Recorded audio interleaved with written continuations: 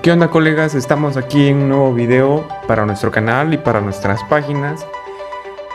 Nosotros somos Dúo Enfermero. Este es nuestro logo. Donde vean nuestro logo, pues ahí vamos a estar. Como te repito, somos Dúo Enfermero. Somos una comunidad también de Facebook. Estamos como Dúo Enfermero. Nos puedes encontrar con acento en la U, Dúo Enfermero. Sí sería mucha molestia que nos sigas y nosotros te agradeceríamos mucho. También contamos con una cuenta de Instagram. Este va sin acento. Nos puedes encontrar como Dúo Enfermero también. Y ahí también estamos subiendo contenido la mayor parte del día. También si gustas seguirnos por Instagram, también nosotros te seguiremos. Siempre y cuando queremos que nuestra comunidad esté creciendo para que seamos más los favorecidos y que todos podamos aprender poco a poco. Y ahorita en el que estás viendo pues sería en YouTube, nuestro canal de YouTube. Te invito a que te suscribas con nosotros y que le des, actives la campanita, para que seamos más y te notifiquemos cuando iniciemos. En nuestra página de Facebook, por lo regular estamos haciendo transmisiones en vivo de diferentes colegas de diferentes estados para que podamos aprender juntos. Y pues nada, vamos a comenzar.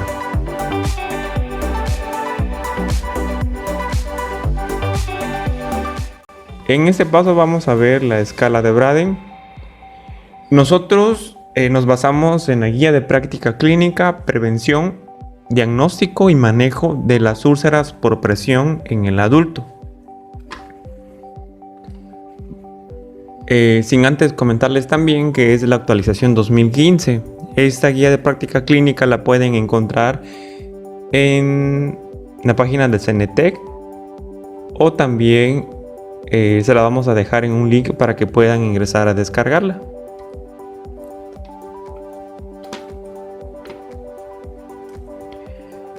Bueno, pues para iniciar concretamente con este tema, vamos a ver qué es y dónde nació esta escala.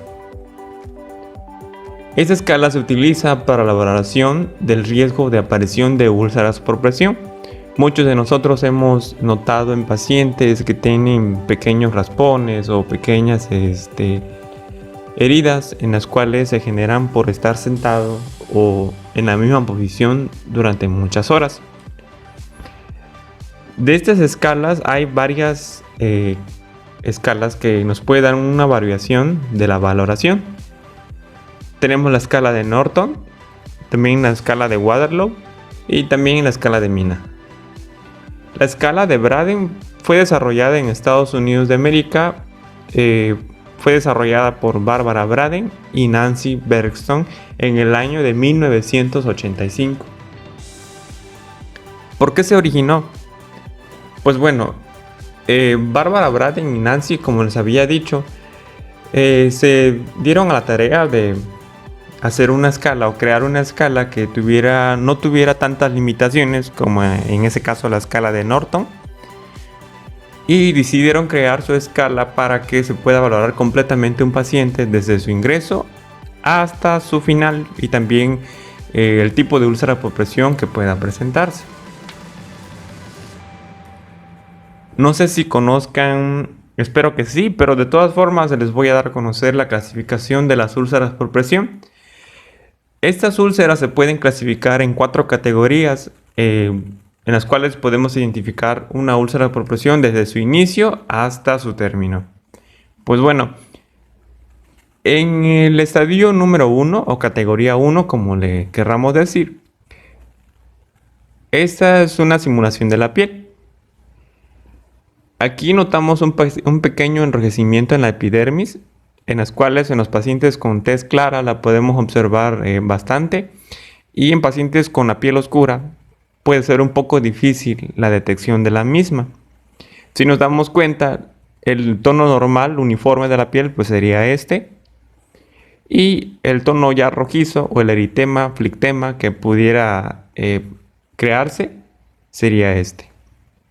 Las molestias que pueden ocurrir, los signos y síntomas, pues serían dolor, insensibilidad, edema, aumento y disminución de la temperatura, pero a la periferia de la herida. Sería solamente la orilla de toda la herida. En el estadio 2 ya encontramos un pequeño cráter o una pequeña abertura de la epidermis que ya afecta a la dermis. En ese caso ya hay una pérdida parcial de grosor, pero no una pérdida total de la epidermis. Ya podemos encontrar un tono más oscuro y también el flictema a las orillas, el eritema, el enrojecimiento de la piel. Como les había dicho, ese puede afectar la epidermis y la dermis. Tiene un efecto abrasivo en la piel y la forma más común es como un cráter, un pequeño cráter en la piel. Hasta ahorita llevamos 2 estadios o 2 clasificaciones, como le gusten decir. En el estadio 3, pues vamos a ver esta pequeña herida. En esta pequeña herida encontramos que la epidermis ya está completamente dañada, la epidermis también, y probablemente ya vamos a abarcar o ya está abarcando la hipodermis. La guía de práctica clínica nos dice que es la pérdida del grosor de la piel con lesión o necrosis del tejido subcutáneo, pudiéndose extender hacia adentro, pero sin afectar la fascia subyacente. Entonces nos damos cuenta que el estadio 3 ya afecta la dermis y la epidermis y probablemente la hipodermis. Ojo, toda esta herida debe de estar visible para que el personal médico de enfermería pueda valorar de acuerdo a la profundidad de la herida. Y por último ya tenemos el estadio número 4, que es una lesión y es una pérdida de todo el grosor de la dermis, epidermis y la hipodermis o la capa subcutánea de la piel. Podemos encontrar necrosis, ya podemos encontrar daños en músculos, huesos y elementos de sostén. Para los que no estén tan familiarizados, esta es la epidermis, esta es la dermis y esta es la hipodermis, y este pequeñito amarillo con agujeros pues sería el sistema óseo. Entonces ya podemos identificar entre un estadio 1, 2, 3 y 4.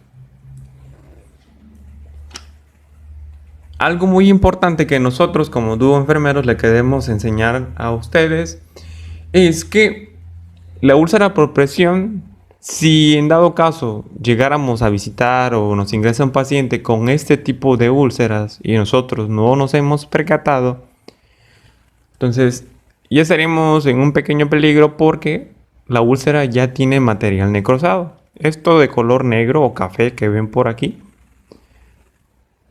eso ya es un material necrosado de la piel y inclusive ya es un grado 4 o estadio 4. La guía de práctica clínica nos dice que es una pérdida del tejido, que ya hay presencia de tejido necrótico presente en la base de la úlcera. Y si nosotros como personal de enfermería o médicos tenemos que desbridar toda esta parte, o sea, remover el tejido necrosado para poder observar la profundidad. Porque en este caso nosotros vamos a observar a simple vista que ya está a un cuarto estadio, pero pueden haber úlceras que están necrosadas y solamente afectar la epidermis y la dermis y no llegar al caso de que afecte al sistema óseo. Una vez que retiremos el tejido necrótico puede valorarse correctamente. Como les había dicho, se tiene que retirar todo el material necrótico, todo el tejido que ya esté muerto, para poder valorarla y de ahí poder llevar a cabo un procedimiento de curación adecuado. También otro punto muy importante, las lesiones con pérdida de coloración de la piel o lesiones marmóreas, como en este caso, pueden presentarse como una hemorragia interna debido a la zona de cizallamiento. Cuando nuestros pacientes nos comunican que tienen pequeños morados o golpes y que probablemente sea por la mala posición o si el cuidador principal de la persona, en este caso un adulto mayor, no está enterado sobre las úlceras por presiones y cómo se generan, entonces también podemos obtener este tipo de úlceras. No es un estadio 1, ni 2, ni 3, ni 4. Simplemente es una coloración de la piel que normalmente son marmóreas, azuladas y que en otros casos son grises. Todo depende de cada uno del color de la piel. Debemos esperar a que esta coloración se disminuya con la aplicación de medicamentos, cremas y también la limpieza. Y si este punto de presión es ejercido por una mala posición, entonces debemos aliviar esa presión para que ese punto se vaya recuperando por sí mismo. Para entrar un poquito más de contexto, vamos a ver a grandes rasgos lo que es las capas de la piel. Podemos encontrar la primera instancia, la epidermis. Es esta la que podemos ver a simple vista. La dermis, ya encontramos pequeños vasos sanguíneos muy pequeños. La capa subcutánea, ya encontramos vasos sanguíneos como son venas y arterias, tejido graso, y debajo de la capa subcutánea o la hipodermis podemos encontrar el sistema óseo. Son esas pequeñas óvalos que representan el sistema óseo. Ahora sí, si nos aprendemos correctamente estas capas de la piel, ya podemos valorar de acuerdo a la zona y de acuerdo a la úlcera. Depende si no tiene tejido necrosado. Podemos valorar de acuerdo a nuestros pacientes y también hacer una curación bastante bien con técnica séptica. Bueno, les recuerdo que nosotros somos Dúo Enfermero y si te gusta esta información, apóyanos con un like y también apóyanos a suscribirte con nosotros para que te lleguen los videos y notificaciones de cuando tengamos un video nuevo y tú vayas a verlo. O si te interesa también puedes buscarlo después, ahí queda guardado en nuestras plataformas. Vamos a ingresar o vamos a llevar a cabo la valoración correcta de nuestros pacientes. Antes de todo, de una valoración correcta, debes de saber varias cosas. Que esta escala puede ser usada para valorar correctamente a pacientes adultos y también pacientes pediátricos. En este caso vamos a tocar solamente la escala de Braden para pacientes adultos. El pacientes pediátricos lo vamos a ver en otro video, pero nos vamos a enfocar en la escala de Braden para adultos. Dicha escala se divide en 6 clasificaciones para el paciente adulto.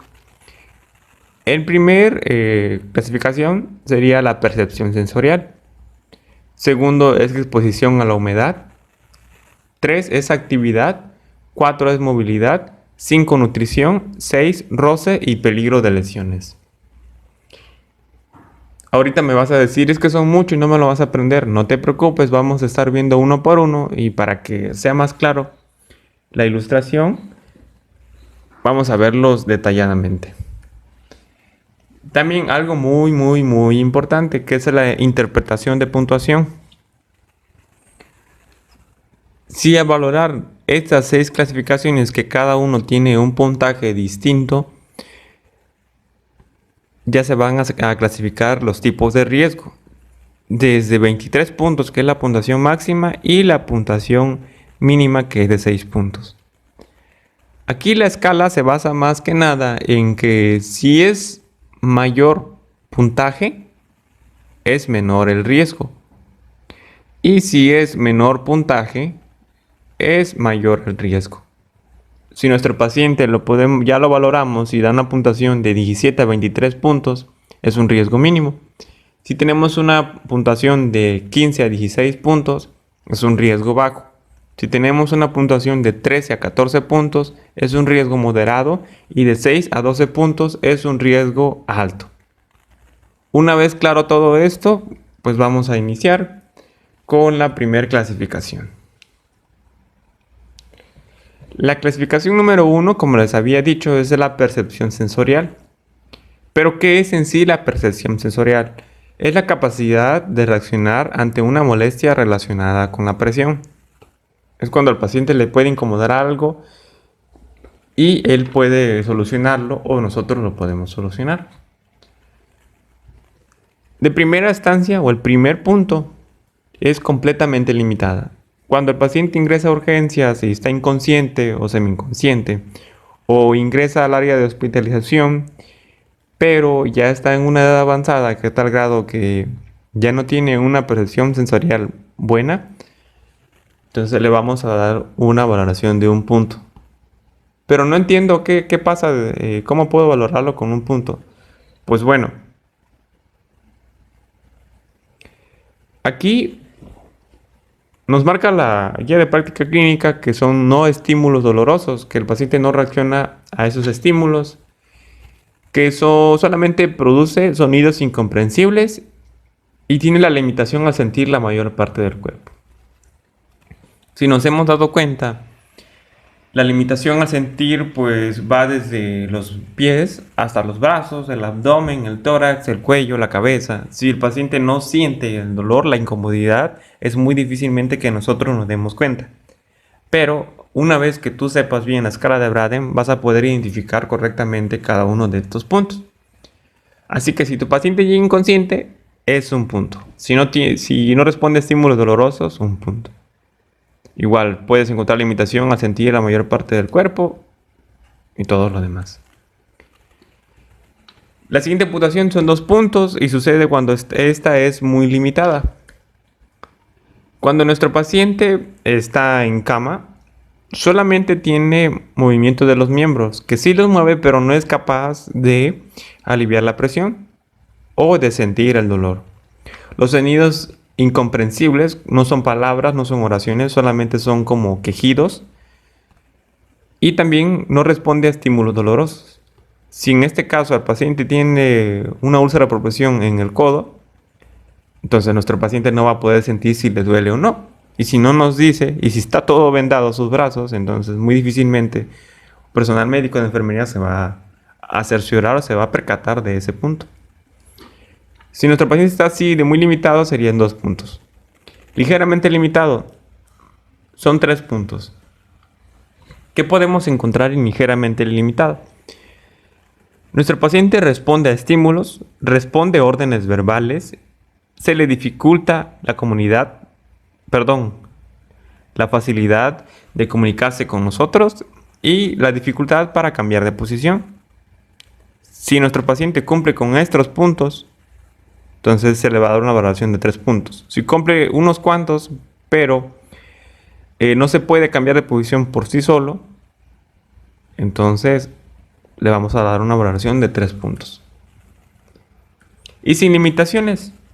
Un paciente adulto en edad promedio y un paciente en adulto senil que estén verdaderamente conscientes, que tengan una escala de Glasgow bastante buena.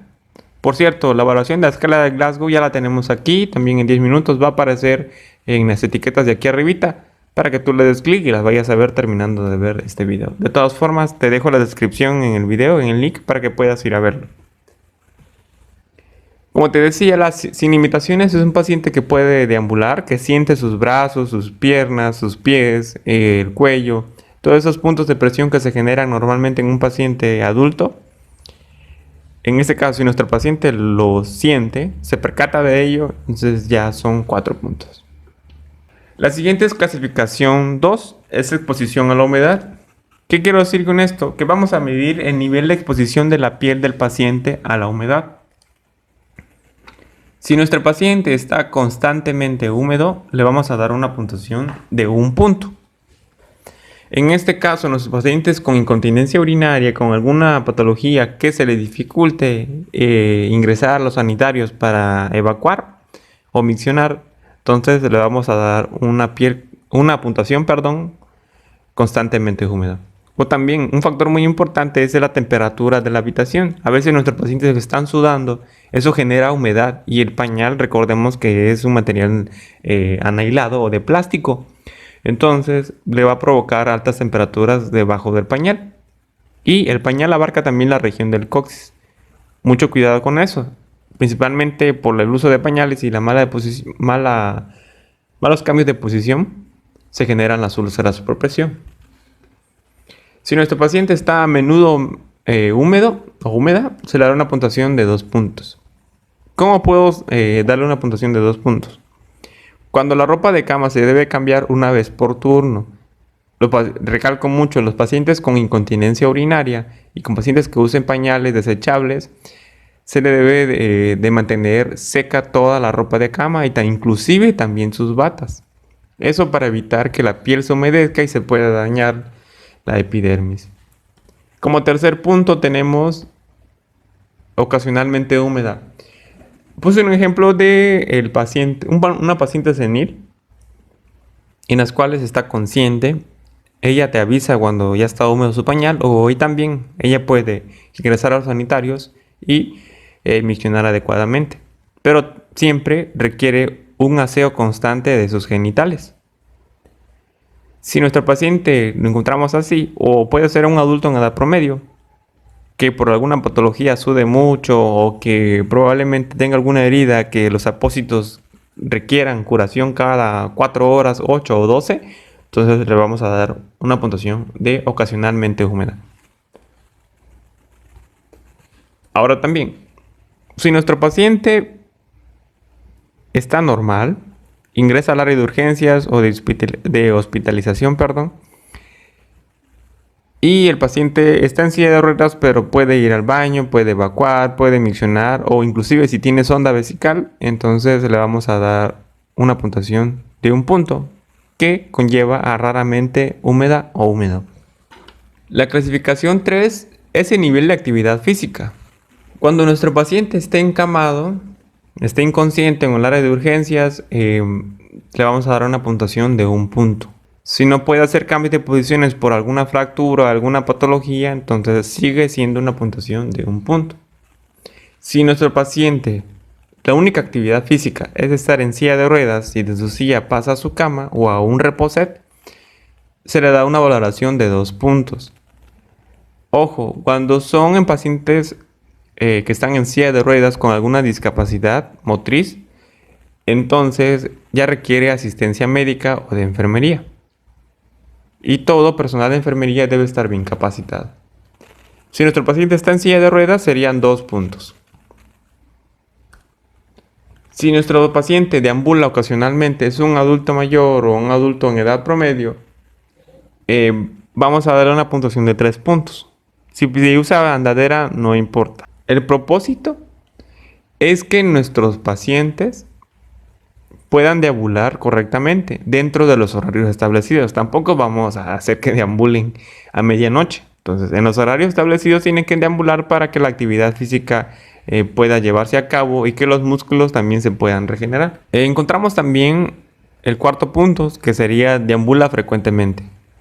A veces encontramos pacientes adultos mayores que pueden caminar, afortunadamente todavía, o si están en una edad avanzada usan andaderas. Le vamos a dar una puntuación de 4 puntos. ¿Eso qué quiere decir? Que por el día tienen que tener caminatas para aumentar la actividad física de cada uno de ellos y evitar pasar la mayor parte del tiempo en cama. Porque si pasan en cama, es más la dificultad para los cambios de posición y acoplarse a los horarios del día. Vamos con la clasificación 4, que es la movilidad. Actividad física y movilidad no es lo mismo. La movilidad es la capacidad para cambiar y controlar la posición del cuerpo. Volvemos al mismo ejemplo. Si nuestro paciente está completamente inmóvil o inconsciente, se le va a dar 1 punto. O si está solamente en silla de ruedas y tiene que tener asistencia médica o de enfermería, camilleros, entonces igual, sigue siendo completamente inmóvil. Si nuestro paciente encontramos con una movilidad muy limitada, que solamente mueva los brazos o el cuello y que tenga alguna discapacidad motriz, entonces vamos a darle una puntuación de 2 puntos. Encontramos también ligeramente limitada. En este tipo de pacientes, ya sea adultos en edad promedio o en adultos seniles, puede darse la situación en que solamente estén encamados por un simple medicamento, por alguna transfusión o algún chequeo médico que tengan. Y también depende mucho de los días de estancia. Si el paciente se puede mover por sí solo y aliviar la posición, la presión de los codos, de las manos, los hombros, los pies, entonces también le vamos a dar 3 puntos. Siempre y cuando que sea ligeramente limitada. Encontramos otro que son sin limitaciones. Sin limitaciones serían 4 puntos. Cuando el paciente no tiene ninguna dificultad al moverse, aliviar la presión, de noche se puede cambiar de posición él o ella por sí solo y no genera ningún riesgo. Pero siempre y cuando nosotros como personal de enfermería debemos de enseñarle al cuidador principal, a capacitar también a los familiares del cuidado adecuado de estas personas como son los adultos mayores o también adultos en edad promedio con alguna dificultad.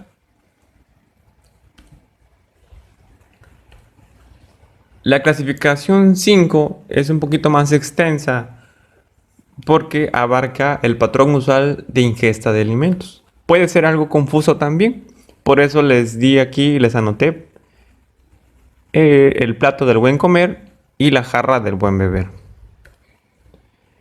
Ahora, son dos ejemplos muy claros. Si nuestro paciente tiene la facilidad de contar con la ayuda de algún nutriólogo que le dé una dieta prescrita por un médico, entonces nuestro paciente ya va a tener un aporte adecuado de cereales, leguminosas, alimentos, de ingesta de agua, verduras, frutas, todas las cosas que el paciente o la paciente pueda comer.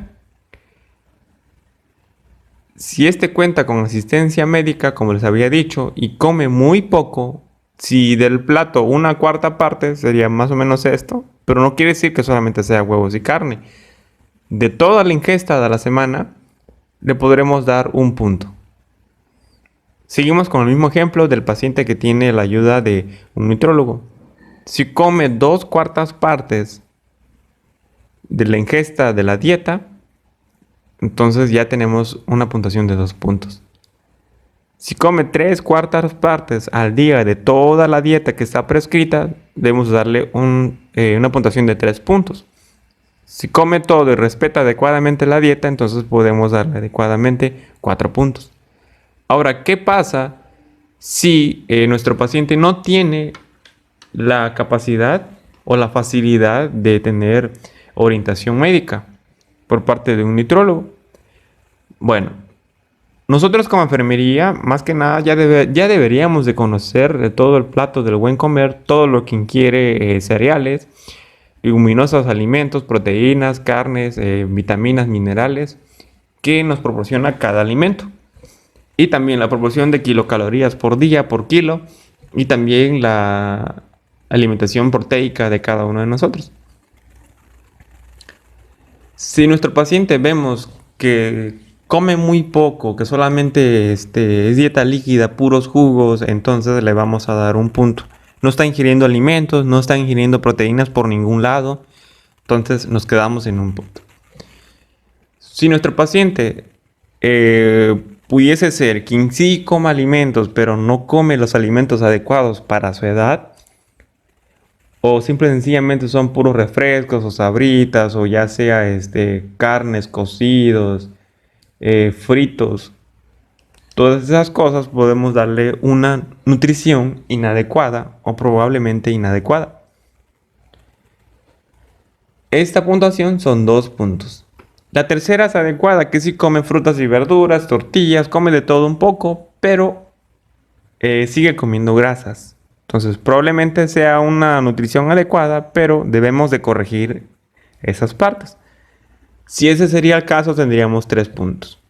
Si nuestro paciente tiene conocimiento alguno o ya ha tenido personal de enfermería laborando en su domicilio particular, ya tiene orientación médica, entonces ya podemos darle una puntuación de 4 puntos, siempre y cuando sea valorado por un médico o un enfermero. La clasificación 5 es roce y riesgo de lesiones. Aquí encontramos el problema número 1, es cuando el paciente tiene que ser movilizado de forma dependiente. Requiere ayuda de médicos, enfermeros, requiere ayuda de camilleros para cambiar de posición. Entonces le vamos a dar una puntuación de 1 punto.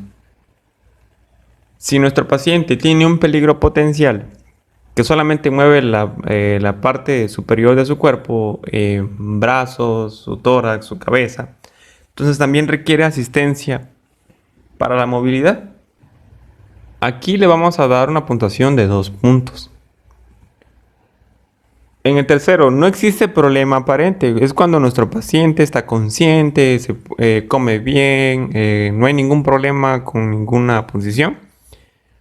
Y su cuidador principal, o ya sea si tiene personal de enfermería capacitando en su casa, laborando en su casa, entonces no hay ningún problema. Pero siempre y cuando debemos de observar todos esos puntos para darle una puntuación de 3 puntos. Bueno, Hasta ahorita vamos bien, esperamos que vayamos comprendiendo cada uno de estos puntos que es la escala de Braden. Nosotros como todo enfermero les vamos a dar unas pequeñas recomendaciones que todo personal de enfermería debería de conocer. La primera sería realizar valoración al ingreso. Cuando nuestro paciente ingresa a urgencias, ingresa a hospitalización o cuando vamos a visitar a algún paciente a su domicilio particular, debemos realizar la valoración al ingreso o cuando nosotros llegamos con él. La segunda sería capacitar al cuidador principal. Muchas veces no tienen la fortuna o la disponibilidad, perdón, de contar con personal de enfermería en su casa.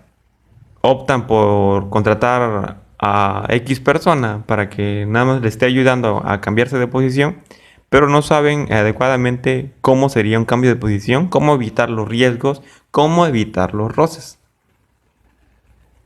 El tercer punto sería una valoración del entorno. La valoración del entorno es más que nada ver si cuenta con apoyo económico, ver si cuenta con apoyo emocional, ver si el paciente está alegre, contento, si tiene alguna dificultad. Todas esas cositas que puedan verse afectadas, que el paciente caiga en una depresión y que solamente esté postrado en cama. Entonces, ahí se podría generar una úlcera generada por presión. La siguiente sería valorar la rutina adecuada. ¿Cómo podríamos hacer eso? En cuanto nosotros ingresamos a un domicilio particular o cuando el paciente ingresa a un hospital privado o público, debemos de preguntarle qué es lo que hace durante el día. ¿Qué hace a tal hora? ¿Qué horas come? ¿Cuánto come? Todo lo de la escala de Braden también nos va a dar un resultado bastante óptimo. Vamos a conocer bastante sobre el paciente. Un punto muy importante. Todo personal de enfermería debe registrar sus actividades. ¿Del por qué? Porque también la escala de Braden se le debe dar un seguimiento, depende de la gravedad del paciente. Por cada turno o cada 12 horas. También por los días que el paciente vaya a estar hospitalizado o vaya a estar en cama por los días requeridos. También debemos de comprobar la movilidad dependiente e independiente. Si nuestro paciente requiere ayuda, que sería dependiente de. Si el paciente no requiere ayuda para moverse, sería independiente. Pero ojo, cuando ellos se cambian, se mueven, producen un roce y riesgo, caemos en lo mismo de capacitar al cuidador principal o al familiar. En este caso también serían cambios de posición del paciente. Por el día son cada 12 horas y por la noche cada 4 horas. También debemos de contar con cremas hidratantes para la piel de acuerdo a la edad y la patología. Y si es necesario también que sea prescrito por un médico. Hidratar la piel adecuadamente porque la hidratación va a evitar que haga un eritema en la piel. Pero también no la crema va a ser milagrosa, también tenemos que poner de nuestra parte con los cambios de posición. Debemos de valorar también la humedad de la piel. No es lo mismo la humedad y la hidratación de la piel. La humedad se puede producir mediante la micción del paciente, que quede en el pañal, que no se cambie adecuadamente a sus horas, evacuaciones, o también patologías que necesiten curaciones, posoperados que requieran cambios de apósito, cambios de gasas, de curación de heridas, entonces también podemos llevar a cabo la humedad de la piel. Muy importante que todo médico nutriólogo valore el estado nutricional del paciente, que le realice estudios completos de laboratorios y en base a eso podremos observar y descartar la probable anemia. También el aporte calórico debemos tomar en cuenta que son de 30 a 35 kilocalorías kilo y también el aporte proteico de 1.25 a 1.5 gramos por kilo y también el uso adecuado de vitaminas y minerales de cada uno de los pacientes. Estas vitaminas y minerales deben ser prescritos también con un médico porque podemos toparnos con pacientes diabéticos y debemos de tener cuidado con todo eso. También les quiero enseñar las zonas susceptibles en las cuales los pacientes pueden provocar una úlcera por presión. La primera es de cúbito supino, es cuando el paciente está viendo hacia arriba o boca arriba, como le dicen. Los puntos de presión están marcados con rojos. Se puede apreciar un puntito aquí en la cabeza, en la parte posterior, en omóplatos, en las cervicales de tórax, T7, T6, también en la región del coxis, fosa ilíaca derecha, izquierda, en los codos, muy importante, también en los tobillos y también en los dedos de los pies. De cúbito lateral, esta puede ser derecha o izquierda, pero se generan casi los mismos puntos. Entonces debemos de darnos cuenta que en la cabeza también se genera un punto, en el hombro, en el omóplato, fosa ilíaca derecha o izquierda, también en la cadera, en las piernas, en la región de la popltea o en la región de la rótula, en la parte interna y también en la parte externa. También en los tobillos y posterior a la tibia, también en los dedos de los pies. Encontramos también de cúbito prono, es cuando el paciente está boca abajo. Encontramos también zonas en las que puedes generar úlceras por presión en la frente, en la mejilla, en la altura de las tetillas, en el apéndice sifoides, fosa ilíaca derecha e izquierda, en los genitales también, rótulas y también en los dedos de los pies. En la posición de sedestación o posición Fowler, semi-Fowler, también se generan puntos de presión. Son menos, pero también debemos de tener cuidados con estos tipos de posiciones. Se generan puntos de presión detrás de la cabeza, detrás de los hombros, en el coxis, en la región popltea y también en los talones. Esperamos que te sirva de mucho esta información. Y nada, pues que recordate que somos dúo enfermero, nosotros somos dos enfermeros. Tenemos el fin de producir videos, de crear contenido para cada uno de ustedes y que puedan satisfacer sus dudas, resolver sus preguntas. Esperamos que nos apoyes y que nos sigas en cada una de nuestras páginas de Facebook, de Instagram y también de YouTube. Cuídense mucho, nos vemos en la próxima. Hasta luego.